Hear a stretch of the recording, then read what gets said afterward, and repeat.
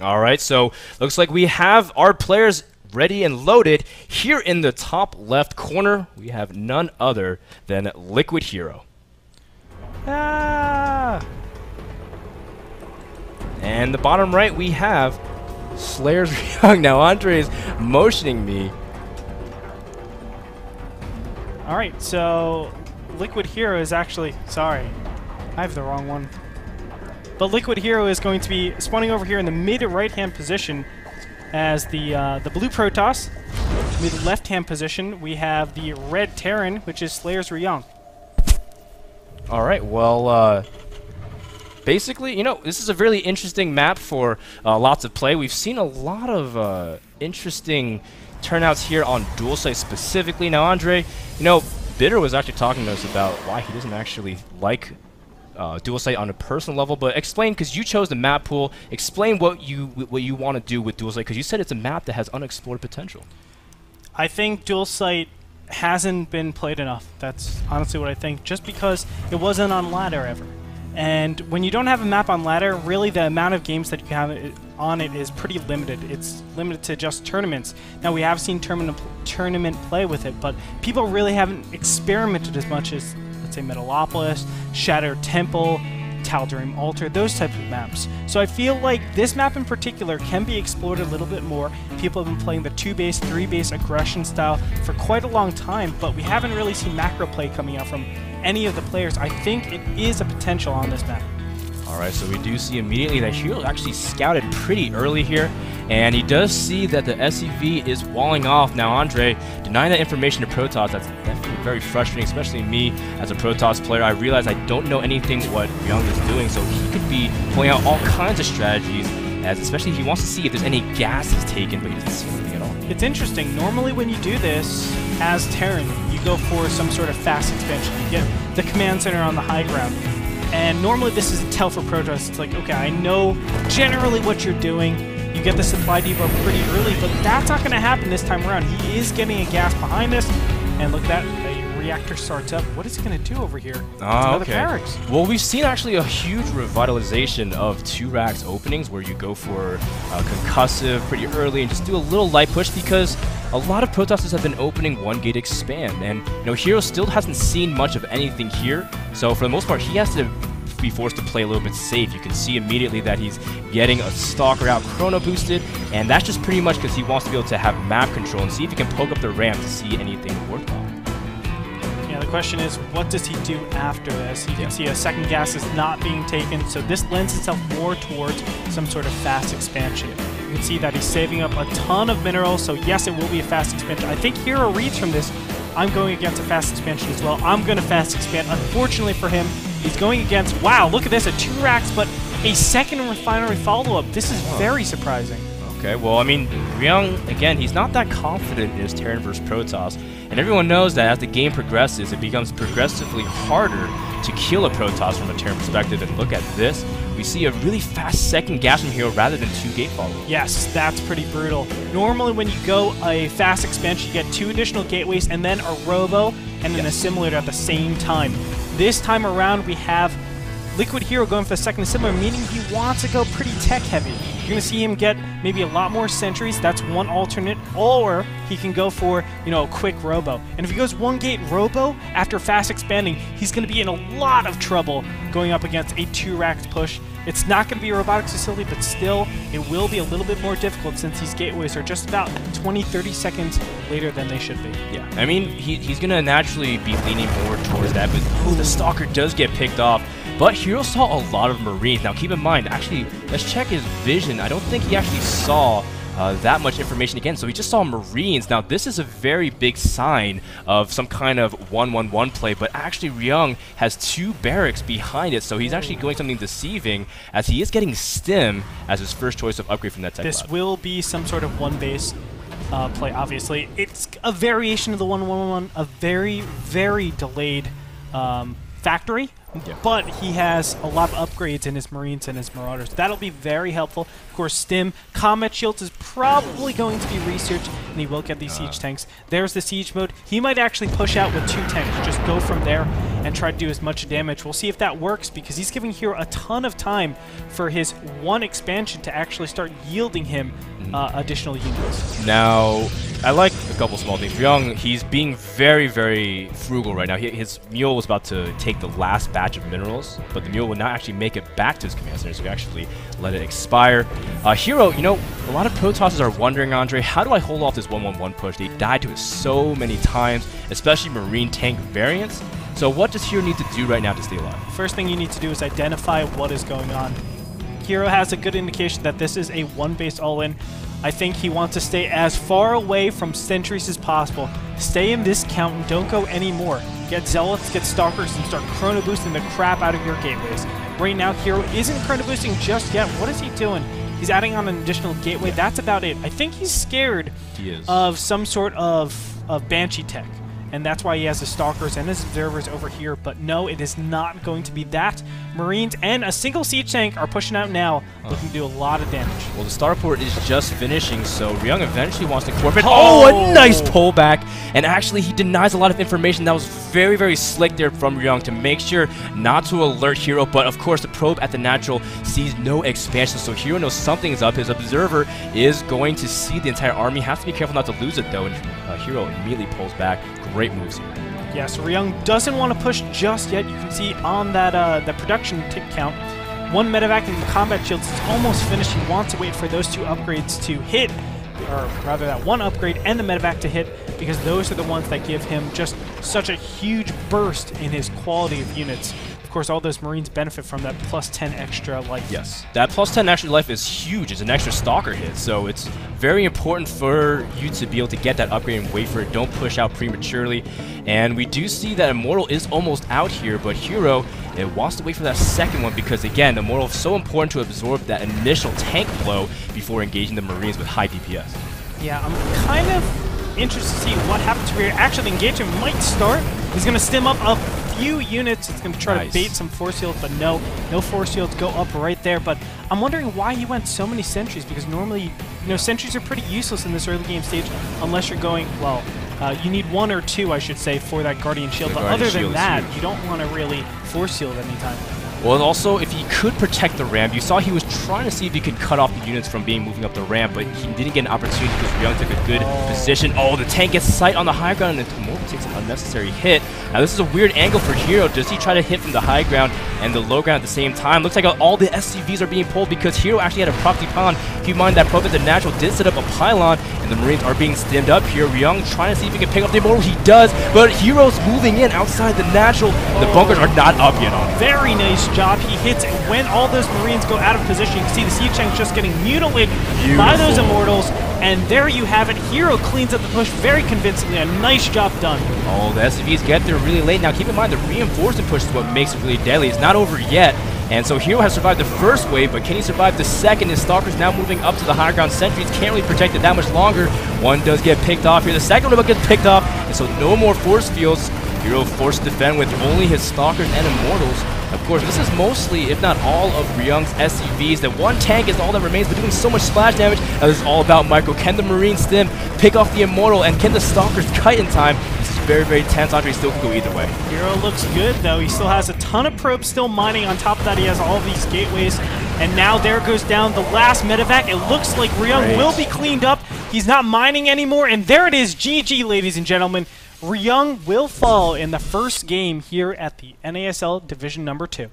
That was just fantastic control from HerO, especially in those crisis situations. I've been watching his stream a lot, and HerO's just been a person that's really calm under pressure. Yeah, it was really nice to see. I think the number one thing that helped HerO out so much was his Zealots. Those 2 Zealots that went into the main said, hey, you need to push up right now because you're not mining anymore. I get a lot better over you. I mean, he can't, obviously, Ryung can't produce at all after that. So it was sort of like, hey, go, flip the switch. And as soon as he flipped the switch, you know, he put himself out of position. You can see those Marines going up onto the high ground, and his tanks were completely vulnerable. Yeah, a couple other things that I really liked. I loved that he kept the Observer alive. Saw whenever a medevac was trying to elevate her, so he knew to warp in more units at the high ground so he can defend it. Otherwise, Marines would pick off important pylons and tech structures in the Immortal. He also was able to see that there was not a lot of SCVs with that Observer and said, okay, he's all-inning, but he doesn't have his SCVs, and so that push would have been so much more deadly if he had all his SCVs with it. Agreed. Yeah. That being said, we want to thank the people that made this possible. Of course, Epson. Go check them out on Twitter and, of course, Facebook. But we're going to go into our second match, ladies and gentlemen. After this break, don't go anywhere. Game number 2 between Ryung and Liquid HerO up after this.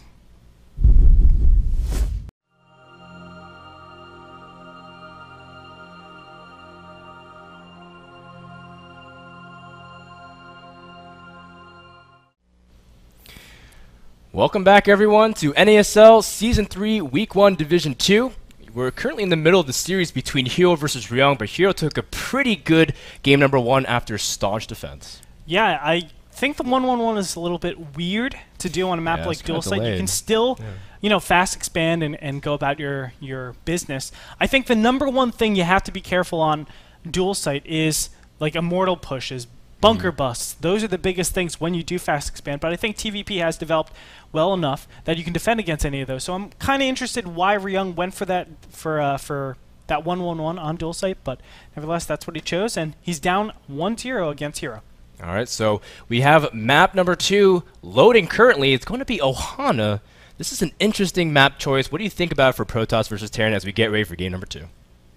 You know, it's a very interesting map. It just got onto the ladder pool in season number 7, and I have to say I love it for PvT. I think it offers a very new dynamic, which is these type of expansions. A lot of times we don't have these line expansions, plus, you know, these kind of awkward expansions on the far left and the far right. Those two you don't really have on any map, so I think it brings a certain quality of being able to be super mobile on a map that doesn't really have a lot of expansions at all. We'll see how that actually plays out. For now, let's go ahead and introduce our players here in the top left. We have none other than HerO, the Protoss Liquid player from Korea. He is in blue, and he is up against the red player. He's actually Slayer's Ryung. You can't actually decipher that unless you could read Korean. I actually learned how to read some Korean alphabet the other day, but I can't read that fast. So trust us, that is Ryung. And, well, once again, guys, if you're just joining us, this is game number 2. And part of the whole package deal, you can see both these players played on the Korean server. That's just more evidence that the NASL has been more than accommodating players. We're trying our hardest to get the best quality games, and you know, the Korean alphabet is now in one of our games, so kind of cool. I like it. I like it. We're gonna see on this particular map, Ohana, most likely fast expansions. I don't really foresee any sort of early game pressure by any of these players. I think 2 racks is a lot weaker just because of the force field on the ramps. It's very easy to get 2 force fields and just block everything off. By Protoss, I mean, I put a couple bunkers on the top. Protoss can't do anything. So that's why I think HerO probably should have gone for, well, he's doing it right now, Nexus first. Yeah. And his opponent, Slayer's Ryung, should go for a Barracks CC, probably a 16 command center. Yeah, I mean, at this point, HerO knows everything, and that's why he sends his probe out really early, which is actually really cool, because some Protosses, when they know it's a 2-player map, I know MC was a big component of it, you scout after Gateway, but sometimes you just get there too late. And HerO saw last time that he got his probe in there a little bit delayed, and as a result was not able to see anything, so I like that he's adapting, and immediately sent it after 9 pylon, finding out that he knows his opponent is expanding. We do see that the Forge is actually a follow-up here from the Very interesting. So he is going for a Forge fast expansion. This is just in a reaction to seeing no gas. He says, okay, well, you're only capable of going for an expansion and going for 2 racks, right? Those are the only 2. So why don't I go ahead, get a Forge down. Cannons eat Marines alive. If you have any amount of Zealots, you just let the Zealots tank, and then the cannon fire just mutilates any form of Marine. So I like that. And then on top of that, you can get really quick upgrades. That's why we can see a very fast 2 gas. Wow. Second gas goes down immediately. So I think he's playing against Zerg, man. The way his build order is working. Man. I think what we'll see is some sort of really fast +1 armor. Yeah, we could see that. I mean, HerO is a guy that makes unconventional builds work because he's got really good meticulous control, and we'll see how Ryung chooses to react to it. Now, he does scout for he actually does move his Marine out as if it was for the 3rd position, but he's starting to work on these rocks. But more importantly, the SCV is scouting everything in the main and sees everything. He sees quick double gas, and that has to alert him as well, because when you see Protoss go for quick gases after expansion, you have to be cautious because they can do a lot of harassment options from there. You ask yourself, what is my opponent capable of? And normally, I think Ryung is an intelligent player. He knows, I mean, he's a Code S player.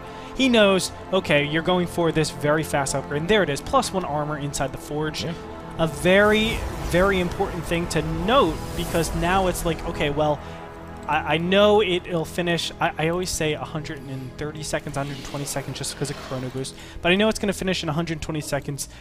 If I attack then, if I try to do a timing then, that's like the anti-timing. So none of his builds, none of Ryung's builds should be geared up to attack 120 seconds later. It should be geared up to maybe attack 200 seconds later, and then, you know, you could probably equalize the upgrades or do something like that.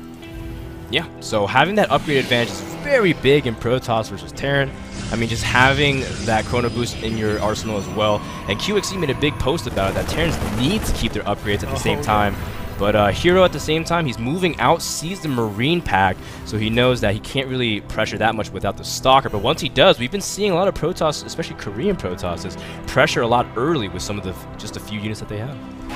Yeah, a lot of times against a fast expansion Protoss like this, the Terrans will take a quick 3rd command center. That's why it's really important to poke with these units to see what is your unit composition, how many units do you have, and sort of gauge your opponent based on that. If we can see in Slayer's Ryung's base, he's not going for a quick 3rd. He's actually gone for, look at this, a double barracks, double reactor, and then a factory. This is a variation of the 1-1-1, but you multiply it because you have 2 bases. Oh, well, I mean, Ryung is feeling a little bit more defense. He's putting up supply depots. Actually, he's putting up multiple ones. He's actually supply blocked pretty deep here as he's about to finish up a couple more depots. So a little bit of a hiccup in his build order, but nonetheless, he's still getting out siege mode and trying to see if he can tech up here. Meanwhile, over at HerO's base, he is getting his Twilight Council, as well as robotics. No doubt probably going to start some of his upgrades from level 2, and also try to see if he can get some pretty critical upgrades. Charge is a really big one. We've seen also Protosses even rush for Blink, so it could be any one of those depending on what HerO's feeling. No, I think he's going to go, yes, the +2 armor. You get the super fast +2 armor, and all of a sudden with Guardian Shield, your natural base armor, and the 2 armor, you have 5 total armor. That means a Marine that has no upgrades, which, do we even see an Engineering Bay on the field? Yeah, we do. Never mind. But we don't have it upgraded. So we have a +1 just started, actually. All right. Well, if he finished that before, if he finishes that before, Marines deal 1 damage. If he finishes the if they attack after the upgrade, it's 2 damage for each Marine. 2 damage for each Marine. That means each Zealot will have to be hit. What is that? 75 times to be killed. LOL. Well, less than that actually, because the shields, but somewhere around there, 60 times. Well, so it's a lot. It's so ridiculous. It's quite a huge number, and the most important thing is, yeah, I mean, HerO eventually is transitioned to that charge. It's just a very important mid-game upgrade, especially if you have Marine tank pushing on you. Zealots are very, very good against that, but HerO doesn't have that many units. But he is warping in. He also has 3 more gates coming to a total of 6 coming in soon. He just has to stall for them. I'm not a big fan of this push, Foden, and here's why. The +1 and the stim has been initiated, and then he's pressuring. Yeah, I mean, stim's not done. You're doing a lot of investment into all of these upgrades, but then you're pushing out without them. So this army is potentially, you know, 100, 200 minerals, 200 gas, weaker than it should be. I don't like that completely, and I think HerO should be able to clean this up as soon as +2 gets finished and charge.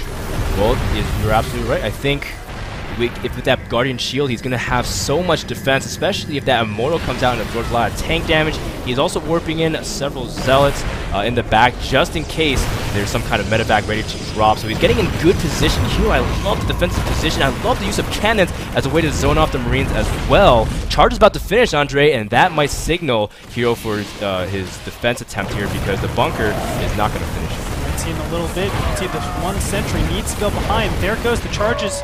Finished. He does charge up a little bit, but he's going to just back off, wait for more additional Zealots, and then he's looking to put the pressure on his opponent. Well, you know. What are we owing about? He just left. He just What?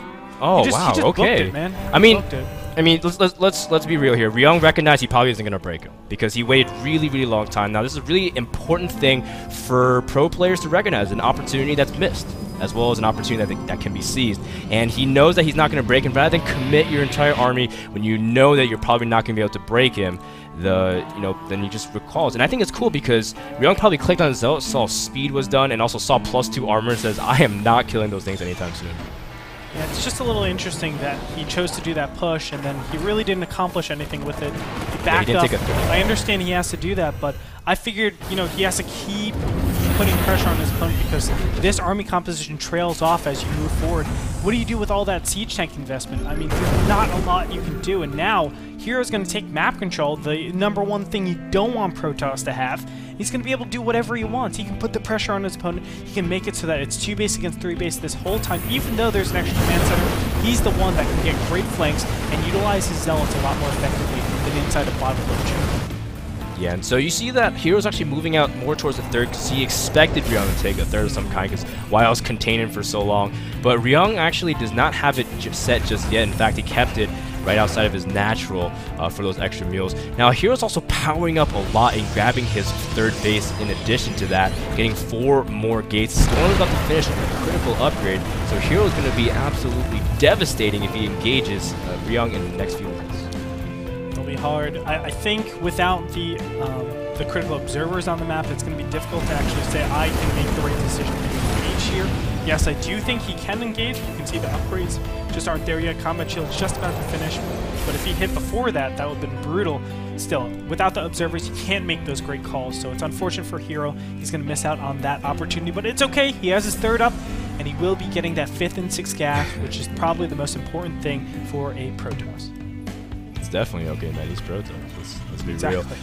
We do see he's not Terran, He's not Terran, but okay. For those of you who don't know, Andre got so mad today because he's been laddering, man. He's tried to put out his best in terms of quality and in terms of his ability to compete, and he has not been having much success. In my defense, really quickly, he's been getting rolled. He tried to switch to Zerg. How dare you? We'll talk about this later. Looks like HerO's moving in.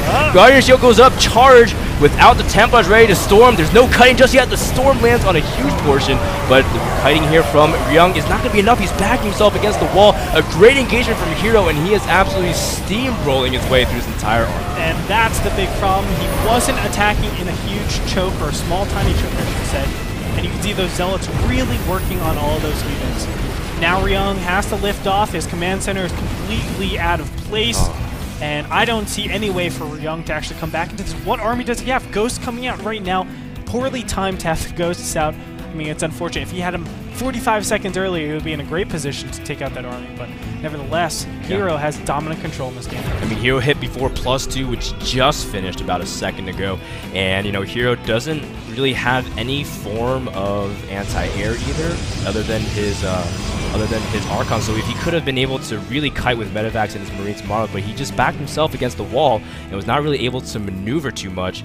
So HerO's taking a 4th base here, and he's going to compound his lead. And I really like that. I like that he's not trying to force himself up because Terran, especially when they have Ghosts out to the field, if you force yourself in a choke, it can make miracles happen. Yes. I've seen that with my own eyes. Well, it's cool. What Protoss should do in this position, it's exactly what HerO is doing. Wait until your opponent takes a third. Because look at this third. It's huge. It's open. It's great for Zealots. It's great for surrounds.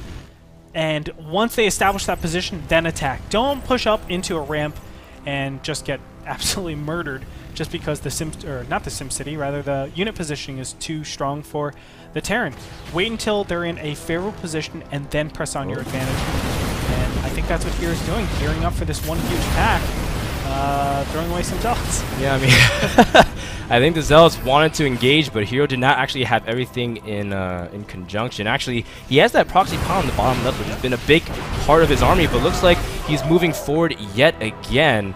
Now, HerO has to be really careful because he saw how many Ghosts there are, so he's trying to set up his High Templars in a really good position where he can feedback / even land some preemptive storms. So right now, this is a game of positioning, but at the same time, HerO's comfortable because he knows Ryung isn't getting a 4th base with good information right now. Not only that, he's buying insurance. You can see the, what is that called now? The Robotics Bay. The Robotics Bay has finished. I don't know where it is. I want to say the Colossus Den. I've been playing way too much Way too much Zerg. But the robotics bay has been finished, so he's going to get Colossus pretty soon. Those Colossus will be instrumental against this army composition. You can see no Vikings out on the field. Probably no upgrades as well. Let me check that really quick. Oh, he has +1 in the air attack, but nothing else. And with that +1, he won't be able to stand up against the +3 might of those Colossus. Yeah, I mean, he has +3 armor, just like you were saying, and that's going to mean, again, the less damage that the Marines do, but actually the units are moving Oh, no. out into the middle of the map, God. and he doesn't have a great position. In fact, he can get a good flank. Oh, the High Templar are caught out of position as well, so this is going to be a little bit awkward. Oh, the EMP didn't hit any of the High Templars, though, Andre. Yeah, and it looks like here's just positioning all his High Templars, making sure that they're spread out, not allowing Slayer's Ryung to EMP all of them. And we can see a little battalion of Zealots being thrown at the bottom left-hand corner. They're going to be intercepted pretty easily. In the meantime, a couple of Marines and Marauders are going over to the right-hand side. Both these players just trying to attack with as little as possible. In the bottom left, we do see a lot of harassment, though, with Zealots, and I like that HerO again zoning. He's even putting up cannons in the middle of the map, but more important, he's trying to keep Ryung from being able to move out. And the storm from one of the High Templars does weaken some of the units. Again, another storm, so looks like HerO trying to soften up that army. But at the same time, it kind of begs the question, is HerO waiting a little bit too long? He had a pretty good advantage at one point. What do you think about HerO's decision to kind of turtle here? It's okay. The Colossus coming out is going to basically give him a big advantage. Here's the big engagement, though. Marines and Marauders are just too plentiful at this time. He needs more AoE. The one High Templar getting picked off over here. Storm does go down, kills 2 Marauders with it.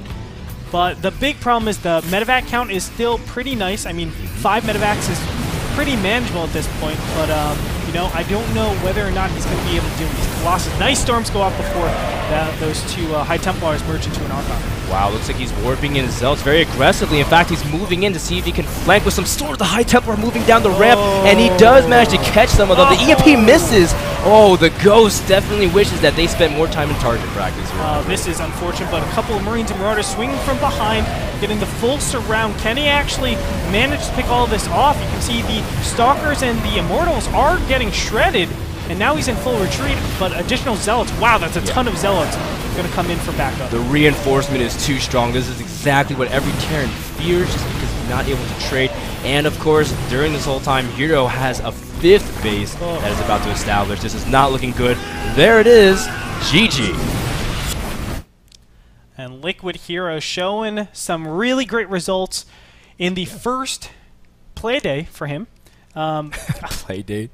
Play day. Like, he's going to like an elementary school or something. In his first play day, no, HerO played phenomenal. You know, going back to your question, was that the right decision for HerO to just sit back and wait, or should he have just pressed on the advantage when he had the time to? You know, it did look a little risky, a little sketchy there, but I like what HerO did. He was just buying insurance the whole time. With the Colossus, with the additional gateways, he was able to reinforce very easily, and that gives him almost a 100% chance of always cleaning up anything that Ryung has. I would have loved slightly faster Colossus because it was getting a little like 19 scary. Minutes, right? So. It was getting a little scary, but overall, HerO played a fantastic brand of StarCraft, and it does put me behind in predictions.